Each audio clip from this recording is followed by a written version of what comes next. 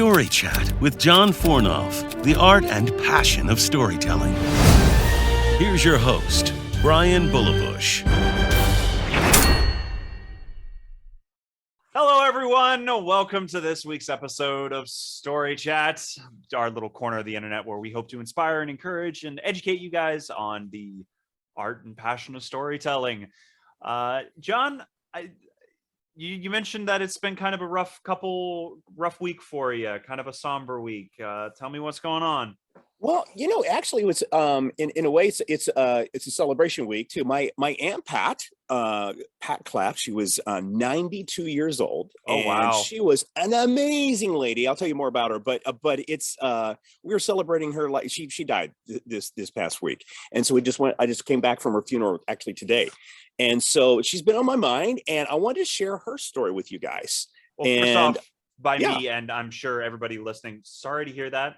Mourn your loss with you. Thank you. We've all lost, and what am I trying to say? We've all gone through this. We've all gone through it. Hope you're doing okay. Yeah. And it's she exemplified a life well lived, like lived to the full. She was just an amazing lady. So yeah, I'll share her story a little bit, and I'm excited to share it because here's why I want to share this story with you all. I get questions about how do I adapt a real story to with dramatic elements, the dramatic flow, like act 1, act 2, act 3. How do I do that? How do I adapt my story, my true story, or let's say you're kind of like based on a true story. You're doing like it's got some fictionalized elements, but it's based on true. How do you do that? How do you take that true story? And I'm going to tell her story, and you'll see how the story beats work, and how that even in real life stories.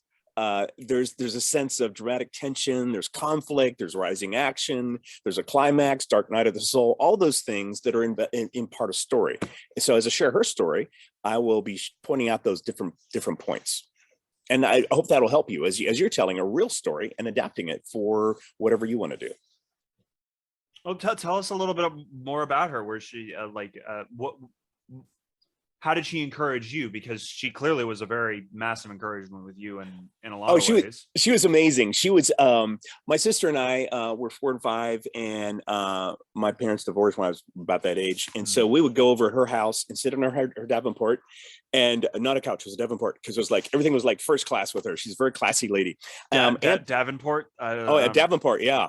It's a fancy word for a couch. Oh, okay. See, I just know it as a couch. I've never heard that phrase. Yeah, and she was very classy, but also very warm. And she would sit down and on the couch. Come on, sit down on the couch. And we sit down on the couch, and she looked you right in the eyes. She goes, "Now, tell me all about your week. Tell me."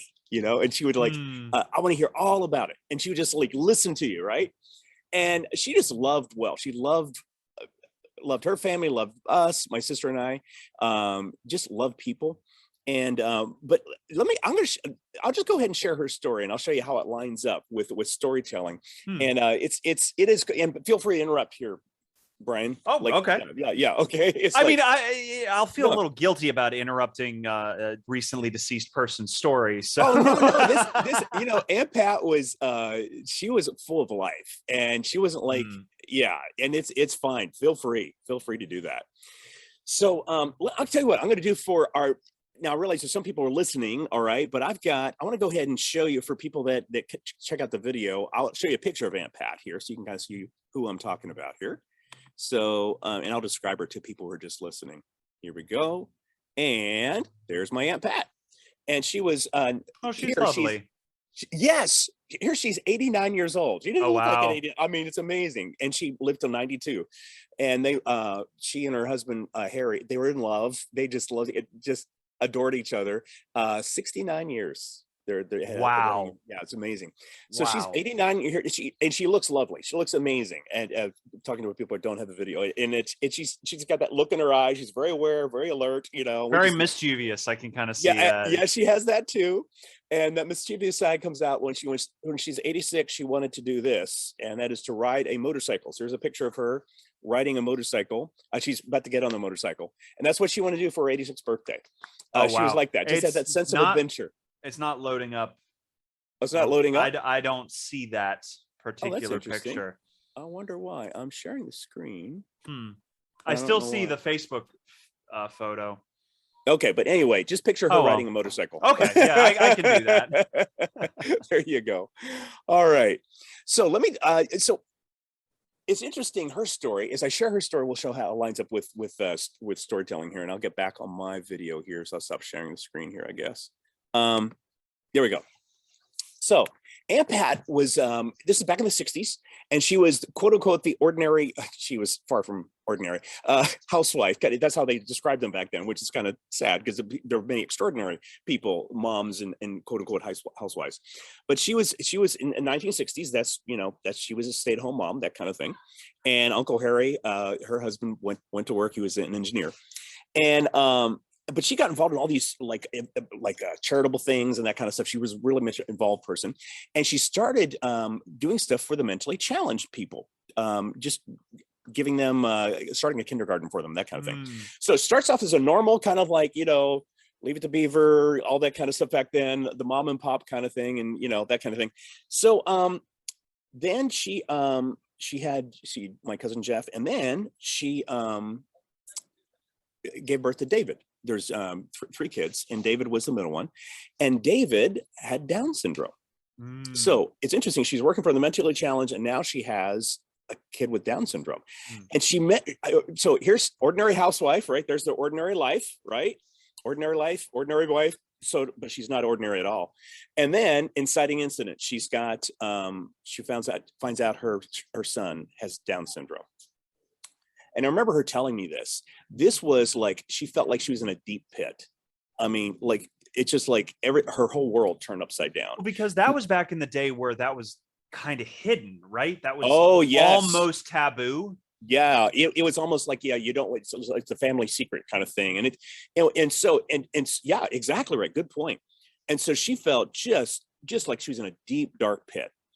But she realized, she really felt God's hand reach down and pick her out of that pit. And she realized this was not a burden. This is a mission for her life. And she started championing her son and started championing the rights of mentally challenged people everywhere. That became her fire, her mission. And so that pit turned into her passion. It's kind of interesting how that can work, how that flips around. So that's her inciting incident. So she, here's what, from the very first, what happened back then? If you had a mentally challenged son or daughter, you would get a letter from a doctor, like that was the expert, right? That's the guy that knew what they're doing, kind of thing. And they would say, we would advise that your family put your son or daughter in an institution. That's really the best for your family, because it's not healthy for them to be inside your family. It's not good for the other siblings. It's not good for you, not good for them. It's best for them. You put them in an institution. Well, that was basically that was a loony bin, right? Well, that's the derivative term for it. Yes, the colloquial. Yeah, yes, I guess that's exactly, fair. And I didn't even mean it as a derogatory, but I guess you are correct in that. Sorry. Yeah, keep going. no, and that's and it's a shame, because those people are, there's wonderful, beautiful people in there, and so they would, that's what parents would do. They would send them off to the mental institution, but Aunt Pat, something in her gut said no. It's like, I can't put my son in a mental institution. I can't do that. I'm his mom, and we're his family. What am I doing? Now, a lot of people did that. That was their decision, and that, not downing them or whatever. I'm saying for Aunt Pat, she said, no, I'm not going to do that. I'm going to keep David here and raise him up as normal a life as possible. Teach him, they said, uneducable, you can't educate. Well, she taught him how to read and write, all that kind of stuff. So anyway, she started championing him. And, one thing she did was so now, well, if you could tell us a little bit about David, like what's he like? Because just to kind of give it a little context, because I know now that there's been more science to it, there's a spectrum, because I know people who technically have Down syndrome, but you can barely tell, or there's the complete opposite. Where did he lie on that? What was he into? What was he like? Probably just the most generous heart, the biggest heart of anybody you'd ever meet. I mean, he would John, and he'd give me a big hug, and he loved big hugs, full of love. He painted. and he became a painter, and he in fact he painted in this competition with just regular people, not like this is the mentally challenged people no. Yeah. And he won. It's Oh, like he wow. won. And he would give speeches, he would travel, he would like, she taught him just to have a confidence about himself. And he was very enterprising. He had this mischievous part about him. He kind of did things a little wink, like he would tell little jokes.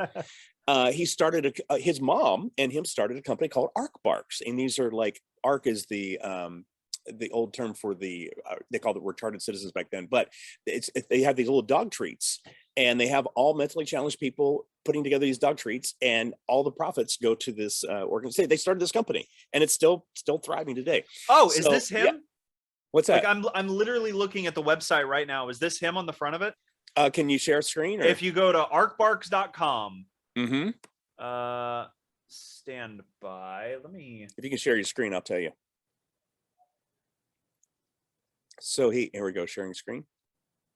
That's not him, but that's one of them. Him? But that is those are the Arc Barks. Those are the the little And so he was, and this is kind of her legacy in a way. One part of her legacy, and I'll tell you more later. This is one of them. And they started in their kitchen, and their dog got fat, trying all the different kind of treats, Oh, and that's so funny. That was Aunt Pat, and that was David. They were just amazing people. So there's that's really cool. Yeah, and I'll start with her and David. So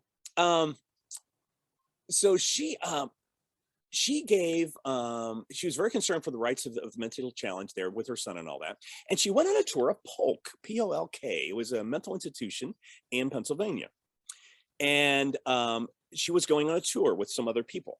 And so they're taking her on this wonderful tour, and there's all these, like, there's beautiful little curtains and stuff, and little tables and little places for them to eat, and it was just wonderful in this place as they're going through this this tour, and they're taking them through there. And Aunt Pat says in her gut, she's going, something's not right here. This is we're not getting the full story. So she hung at the back of the tour, all right. And as people went forward, they went around the corner, and she slipped off and did her own tour. Of course. That was my Aunt Pat. And she was horrified what she saw. So she went into the cafeteria there, and they had this dining room, this big old wide open dining room. They had a line of toilets in the dining room with no doors, nowhere, that you just sat there, and in the dining room where they would go to the bathroom right there in the dining room. They had the cribs in this one place. It had so many cribs were crammed to this room. You couldn't even get to the center. You couldn't even reach the kids, and kids are crying in there and everything. It was awful. She went into another room, and there are cages. People put in cages. I'm talking about little cages, like they're animals. What year was this? This was in the 60s. Wow. This is the 60s. I mean, that's something you hear about in medieval times, but oh, this happened like in our recent history. This was in the 60s. This was the norm.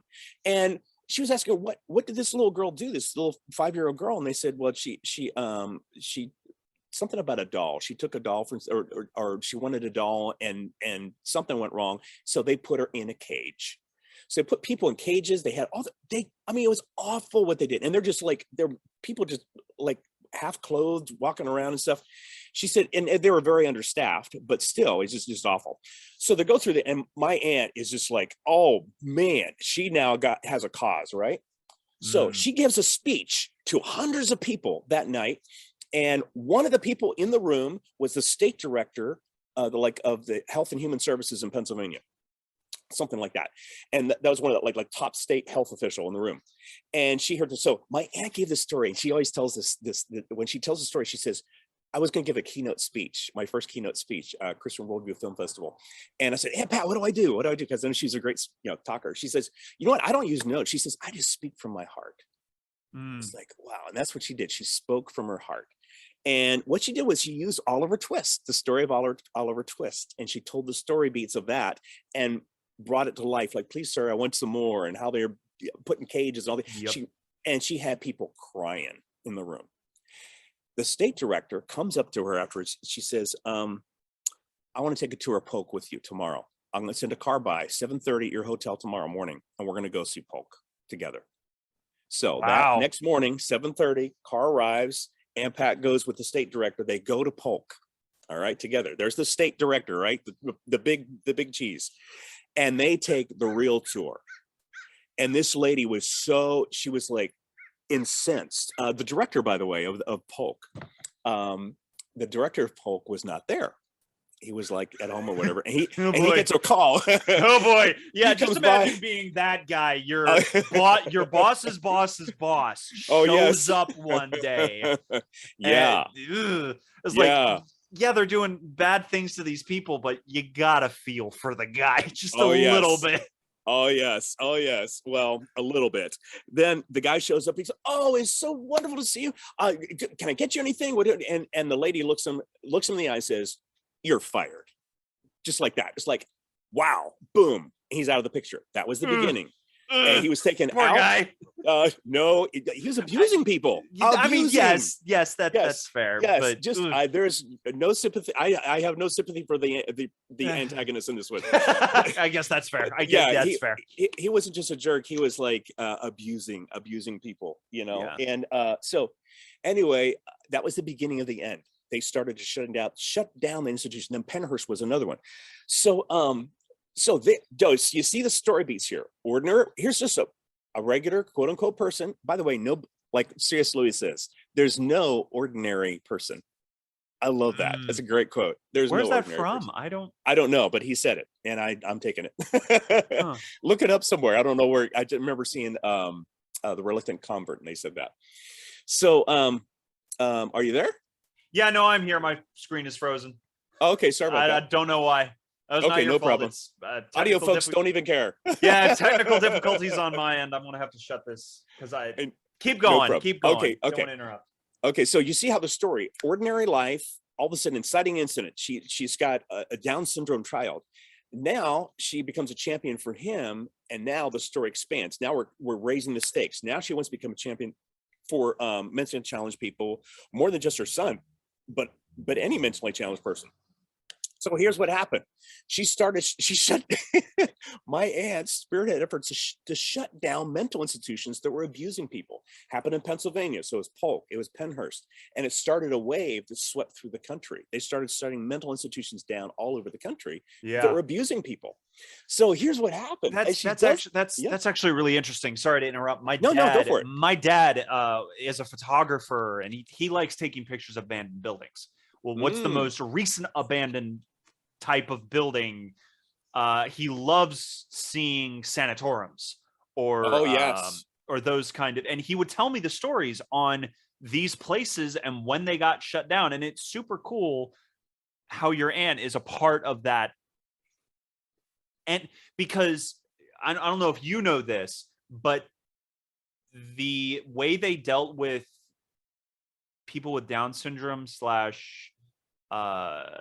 they would put women in the sanatoriums if they were too ornery or above their station. Like, they would call them crazy if they did too much. Oh, wow. It really didn't change from the medieval times. Wow. / the 1700s up to the 1960s. Oh my goodness. Yeah. And it's super cool to hear that your aunt is a part of what shut down a large portion of history. Oh yeah, that's been shooed away. Dark history, yes, yeah. Oh man, it's and I asked you, how did you get involved with it? She said, I just had to do the right thing. It was just like put in front of her, and she just had to do it. She knew it. That became her mission. So you would think, she shut down these mental institutions. She did championing the cause of the mentally challenged. By the way, they also experimented. They did dark, awful medical experiments on these children, a lot of times without letting the parents know. And in the cause of good science, that's science, it was awful, awful, awful what they did. Yeah, and so, no, seriously, don't look this up. Like that is an actual warning. Don't look up what they would do to these people, because it's not good. It is not good stuff. Well, Aunt Pat knew about that stuff, and she was a firecracker. She could not, I have to do something, when you're confronted with something like that. So You would think here she is shutting down these awful institutions that are abusing. And by the way, I don't know if every institution abused them, but a lot of them did. It was a large majority of them. Good, yeah. So shut those down, and you'd think she'd be held as a hero, right? No. In fact, she had all these parents that were feeling.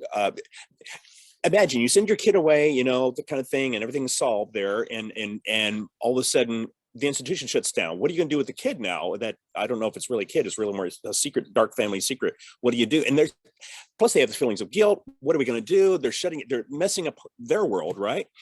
And so they got angry. The parents got livid. They burned her in effigy, which, And some people don't know what that means. They made a dummy of her and they burned it. That's how much they hated. They burned it, and that's how much they hated her. They found her address, her home address, and she got tons and tons of mail, like bags and she would open up and just awful curses, threats, all that kind of stuff. People would go up and down her street. They would just kind of like just circle around her street. And she's got 3 kids and she's a mom, and just hate. And one night she gets a call in the middle of the night and somebody's threatening her life. And she remembers the whole bed was shaking. And because she was just so upset. Understandably. Something in her. There's a verse in the Bible that says, "Perfect love casts out all fear." There's something about your love for people will champion you past your fear. Yeah. That's what happened for her. Her love for people, her love for her son, her love for those that couldn't speak for themselves. Her love overcame her fear, and she became like even a stronger champion for them. And she came up with her plan now. She wanted to give the mentally challenged kids a right to an education. So on her kitchen table, she had all these lawyers and stuff on her kitchen table. They crafted this law to give the mentally challenged the right to an education. It passed in Pennsylvania, became state law. That state law became the model for a federal law that was passed by Congress. That one that was written on her kitchen table became a law passed by Congress, giving mentally challenged people the right to an education. That was my Aunt Pat. She spearheaded that. And she always said, well, it took a team. Yes, it took a team, but she was champion. Yeah. And so now every team needs a leader. Oh, yes. And she was there. And so they got the law passed. And now there is a new world for these mentally challenged people. No longer are they kept in cages. No longer are they treated like animals, and experimented on medically, all those awful things. Those were shut down because a lot of what my Aunt Pat did, and she encouraged others as well. And now it's a new world for those kids. And now they have a right to an education. And it's all because of my Aunt Pat. She talk about a remarkable lady. So I'm bragging on my Aunt Pat because she was somebody very special. Once in a lifetime you meet somebody like that, right? But I also was taking you through beats of a story. That was a real story that happened. And I'll take you very quickly. I'm going to rewind very quickly and we'll go just hit those story beats real quick. Ordinary world of the hero. She was a quote unquote the ordinary wife at home kind of thing. Inciting incident. She's got a Down syndrome. She gave birth to a Down syndrome child, David. Crossing the threshold. She went to visit Polk. That's her crossing the threshold. She went crossing the threshold. You're going from ordinary world into extraordinary world. The twist is she finds out it's not what it seems. Everything looks good on the outside, but not. And she finds out the real story. She takes her own tour. That's the twist. The reversal. She starts to champion the cause of the mentally challenged, and she gets hate back, and it escalates. She's burned in effigy. She's got the mail drop. Tons of mail comes in. All these, and then the death threat. That's the dark night of the soul. There in the middle of the night, dark night of the soul. She's got to decide: am I going to quit? Or am I going to move forward? That's her dark night. All hope is lost moment. What is she going to do? She's going to quit. She can move on. Her love compelled her to move on. So now she has a new plan. She wants to champion the cause of mentally challenged and champion their cause for education. The final showdown, she goes, she gets a law passed in state of Pennsylvania. That law goes to Congress, and she's part of spearheading that law. And now it becomes law. And now the new world is, we got a new world for mentally challenged people because my Aunt Pat. So there you go. Every one of those beats of the story lines up with what we talked about. Remember when we did our show on structure, all those 10 beats, boom, boom, boom, there they are. And that's that. So you line up any great story and you'll see it follows that same pattern. It's pretty amazing. Well, I mean, what if it doesn't? Don't do it. I mean, like, I guess that's fair. No, but there's bound to be like a couple moments probably in her story that does, or another story that you could probably, I think of off the top of my head, that just don't quite line up. Sure, that'll happen. Yeah. Well, here's some things you can do. I did a documentary on John LaFleur. It was called Quiet Revolution, and it got an Emmy, which is I'm real excited about. Oh, that's really cool. Yeah, very excited. So it's an amazing story. It's a true story. And this black mailman teams up with a white mayor of Mobile, Alabama, and together they dismantle segregation in the South in the 40s and 50s. Way before Martin Luther King or Rosa Parks. They inspired those people, inspired Martin Luther King. But anyway, the story, it didn't quite line up with all those beats. So sometimes as I was telling the story, I didn't change the story because it's a true story. It's a documentary, right? I don't change the story, but what I did was I'll hit a story beat, like it didn't quite line up. So sometimes I'll put this incident before this. So I changed the timing of incidents sometimes to line up. So you can do that. I didn't change. I just changed the timing of it. So it lined up with the beat. So it escalated. It's real important. You escalate your story. It can't be like this big thing happens and this little thing and not so much exciting thing. That makes for a boring story, right? You got to escalate that action. Escalation is number 6 on there. So I would change the beats a little bit. I wouldn't change the story itself. Well, now the inner historian / whatever in me is going, yes. But then that's not the real story. That's not how it actually happened. What do you say to those?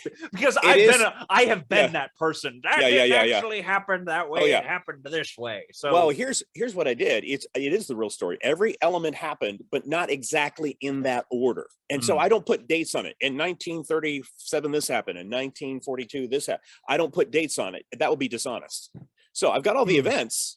You know, that's actually true. It would be dishonest. That's a real good way to. Yeah. And largely for me, I've gotten to the point where if it follows the spirit of the original story of kind of the original author intent, if that makes sense for a real life story, then it's fine. Fine by me, because it's telling the spirit of the story well.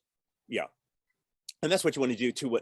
That's adapting stories. That's another thing too. How do you adapt? That's a whole other show we can do on that. But yeah, that's how you do. So there's the story of Aunt Pat, and that's a real story. And you can take your real story. Let's say I got to tell my grandpa's story. He was in a war, or my great aunt did this or whatever. You've got a story in the family, or your own story, and you want to know, how do I tell this? Use that outline. Oh, here's a little trick. I'll tell you a little trick. This is a little trick I do. Some people have trouble getting started with a story. Let's say you're writing it, you're having trouble, or they're having trouble getting it down on page. Here's a quick trick you can do. Record it. Just record it. Like talk to somebody. Talk to an interview. And basically, interview, right? And just tell your story. From the start to beginning, just like you're telling somebody else, right? Now you take that recording and just you write it in, you transcribe it, all right? And now you got to do editing and all. Yeah. But that's a great way to get it going. Some people say, I don't know, how do I do that? Just talk, tell your story, and then we can edit later. I think it was Robert McKee said something along the lines, if you can't. It was a part of it. Was it a book that I read? I don't remember, but it was basically saying, before you write it down, like start writing it out either in the novel form. This is post outline. If you can't tell the story just by yourself, beat for beat, and have your audience member at the edge of their seat, you need to rethink your story. Yeah, it's good. It's very good. Very good. Well, I hope you enjoyed Aunt Pat's story. The story itself inspires. That is also inspiring as heck. That's just awesome. Well, thank you. She was some kind of lady. I'll miss her a that's lot. world history right there. It is. That's large scale world history. That's really cool. we talk about, at your graduation ceremony at the commencement, they always talk about, now it's time to change the world. And well, she did. She left the world in a better place. And I hope that inspires you in your world, just to leave the world in a better place. And it can start right there with somebody right beside you. You know what I mean? It doesn't have to be the whole world, but whatever God puts in your pathway, to champion or to overcome your fear to help somebody else out. Just want to encourage you with this story, and also encourage you, if you got a real story to tell, hey, look at that. It lines up with story structure. Pretty cool how that happens. So great story. Yeah. We've got this thing coming up. Just to kind of sidetrack, I do have one final question for you before we end out tonight. Yeah. We've got the Art of the Start. Yes. The end of January. Right. I think you actually finally nailed down a date. I did. We're going to go for January that's next year. January 29. I was looking at this year, next year, January 29, Saturday, January 29th, we're going to do a seminar called The Art of the Start, how to get your story started. So this is a great way to, it's brand new year, brand new start. If you're saying, I really want to get started, but I don't know how, or I'm kind of getting stuck or whatever, we're going to present a seminar for you. And it's going to be absolutely free. So it's I just want to pour into you guys. So it'll be maybe 3 hours kind of thing. And we'll have a group session. Jump on Zoom and we'll talk with each other. And I'll coach you through stuff, whatever, all that kind of stuff. So it'll be a lot of fun. And I'll step you through what you need to do to get your story started. So if you ever have that, oh, I've been wanting to do this for years, but I never get around to it. I know I should do it, but time is running out. Or it's I know I've got something burning in me, but I don't know how do I do it? So all that kind of stuff, we're gonna help solve those problems, get you over those humps, and get you writing that story. So imagine that you get your story finally written, you finally get it on the page, you finally get it out there. That's what we're gonna help you do. It's called The Art of the Start. It's January 29, and we'll also have a group coaching session. So if you have a question, a burning question, just jump on there and we'll talk about it and we'll get you through it. And to register for it, just so I can send out Zoom links and everything, you do need to be registered for it. So I can actually we're not going to broadcast the Zoom link for everybody because that's how horror stories happen. Yes. Please email us at storychatwithjohn@gmail.com. You'll be put on a list and you will receive the Zoom link when it is ready to go out. Yep. Excited about that. Very exciting because it's one of many. You want to keep doing this as a normal thing, right? Yeah, do that. And I'll have also opportunity for coaching sessions if you want one-on-one sessions, if you want group sessions, so all kinds of stuff after that. But I want to just pour into you guys, just pour in and just help you, whatever I can do to get you going. I said one question, but I lied. Yeah. I actually got two. Okay. Is when are we going to see her story as either a radio drama, book, or TV show? When's that? That occurred to me on the plane. It's I need to get her story out there. Talk about a story. Yeah, man. Yeah, it needs to get out there in some facet. Oh yeah. Second, final leaving thoughts is what was the best piece of advice your aunt ever gave you? Something that just stuck. Oh, I loved it. Besides the one where I gave the keynote speech, speak from your heart. And that's a good note for a writer, write from your heart. And she said something I think is a good life advice to leave with. She said, she's 92. Okay. She was sharp of mind, by the way, and spry and just right on top and alert and looking at you. And she's just amazing lady. She says, you're never too old to dream. And there's something about that. She's talking about the importance of dreams. And the Bible says, without vision, the people perish. Without dreams, we just live complacent, pitiful lives, It's you're never too old to dream. And the sense there is, and she did that. At 86, she wanted to ride a motorcycle, and it's the sense is there is, if you've got a dream, follow it. Follow that dream. And it's not just it's something in your heart, a passion. You're called to do something. Go for it. And let perfect love overcome any fear you've got. And you'll change the world.